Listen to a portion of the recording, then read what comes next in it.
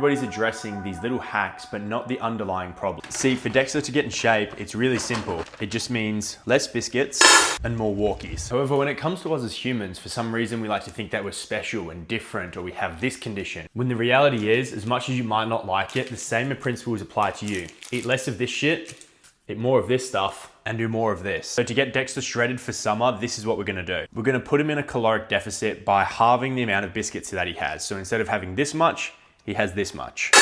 And then to increase his expenditure, we're gonna take him out for 2 30-minute walks instead of 2 15-minute walks. So this means he's gonna be burning more calories, eating less calories, and by 2026, he's gonna be absolutely shredded. So follow along if you wanna see Dexter get shredded.